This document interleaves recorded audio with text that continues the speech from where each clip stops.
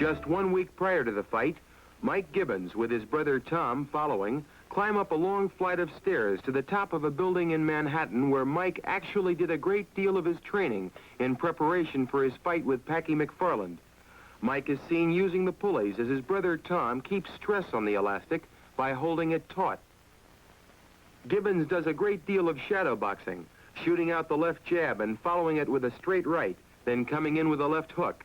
These are the combinations he hopes will be successful when he meets Packey McFarland. With Tom Gibbons to your right, skipping rope, Mike's in the background, continuing to shadow box and practice the moves and feints that he'll be using just 7 days from now. Mike is training harder for this fight than any contest he's ever been in. As we go to the fight 1 week later, McFarland, in bathrobe, walks over to shake hands with Gibbons. Photographers ask the two men to pose in the center of the ring. There's Mike Gibbons in white trunks with his brother Tom standing behind him. Packey McFarland is to your left. As we go into round one, it's McFarland in black trunks charging into Gibbons. Both of these men have excellent left jabs. McFarland has to be wary of the strong uppercuts thrown on the inside, which Gibbons is noted for.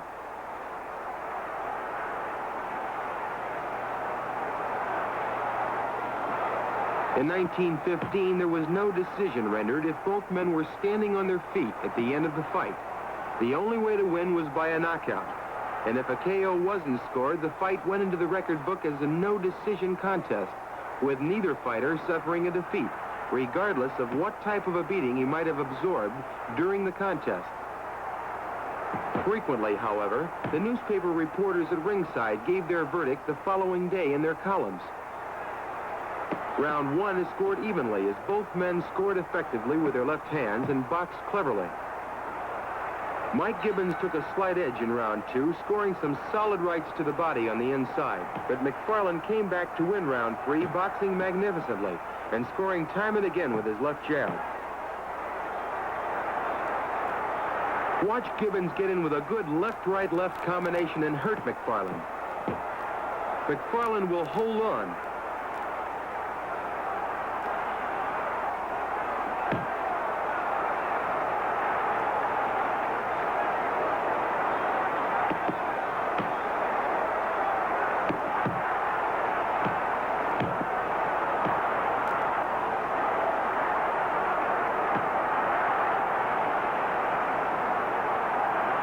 Round four is given to Gibbons as the result of those hard punches scored in the early part of the round. In 1915, it was the custom of the time for the seconds to fan their fighter during the rest period. We are watching as Gibbons gets instructions from his cornerman. McFarland turned professional in 1904, and going into tonight's contest, has had 102 professional fights. McFarland enjoys the unique distinction of never having been beaten. Gibbons gets in some hard punches here in round five. Those body blows are bound to slow up McFarland later on in the fight.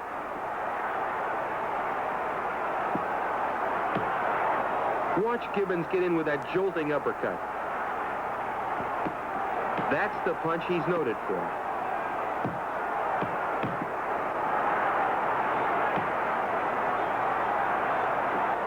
McFarland will miss with a wild right, and Gibbons comes back punching.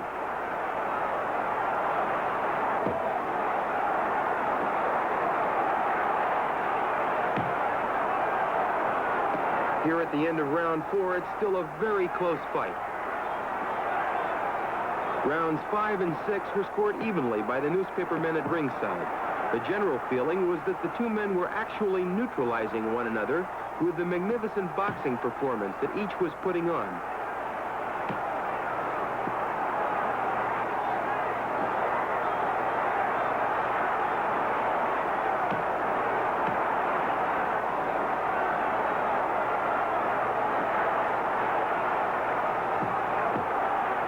Gibbons will shoot in some blistering punches that hurt McFarland.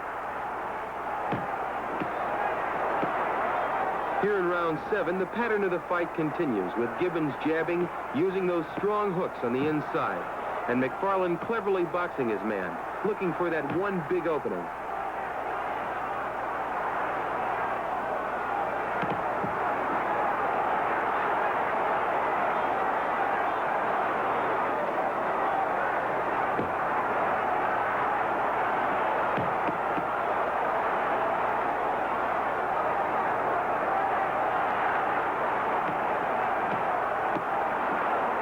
2 years ago, after fighting a no-decision contest with Jack Britton, McFarland retired undefeated after 102 fights. But with the unbeatable reputation that Mike Gibbons was building, there was an almost unanimous call among the people in boxing for a match between Gibbons and the retired Packey McFarland.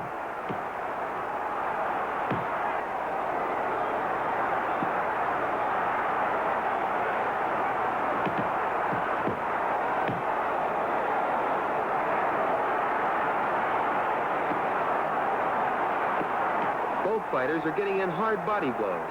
This is truly a tremendous contest between two of the greatest welterweights of all time. McFarland will half hit, half push Gibbons with a left hook, but Gibbons comes back with two lefts of his own.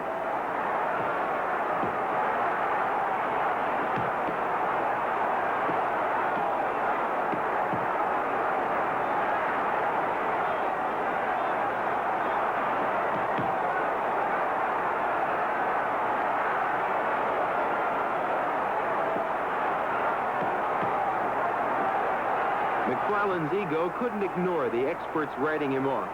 It wasn't long before Packey stated that he was coming out of retirement to prove that he was still the best welterweight in the world.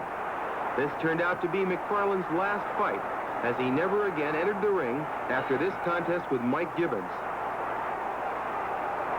The majority of newspapermen gave round 7 to McFarland. Round 8 was given to Gibbons as Mike scored effectively with his left jab and twice caught McFarland on the inside with powerful short uppercuts. As we go into round 9 of this magnificent exhibition, there's little to choose between these two masters of the art of boxing.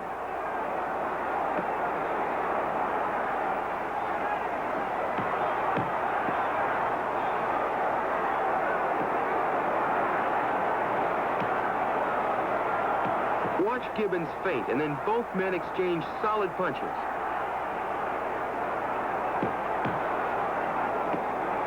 Both Gibbons and McFarland are using every clever trick in the book.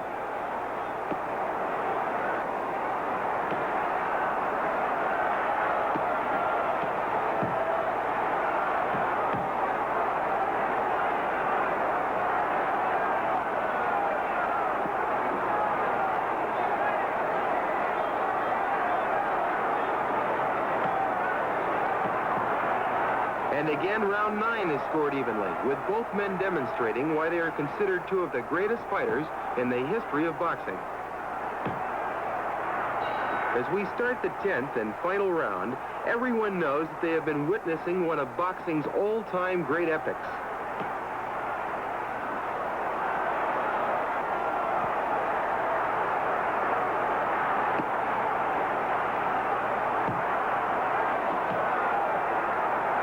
Gibbons slipping punches, McFarland feinting, both men throwing false leads, hoping for an opening, each taking advantage of the slightest error his opponent makes. This is truly a boxing classic.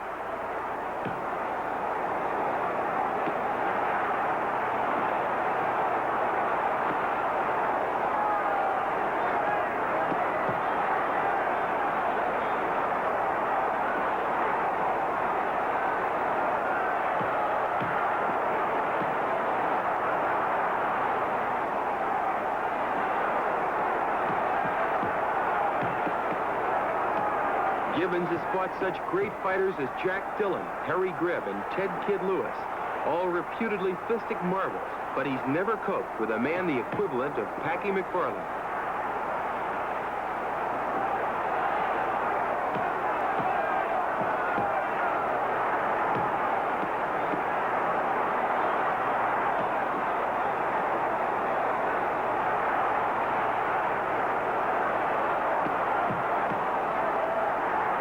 As the fight gradually draws to the end of the 10th round, it's obvious there's going to be no knockout. But both of these men know that each has been in with a master fighter.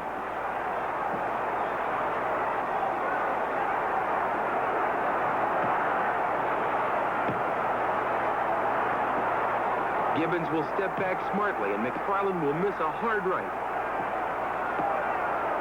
That's been the story of the fight. Each man taking turns in thwarting the cleverness of his opponent. The boxing fans are getting an unforgettable treat.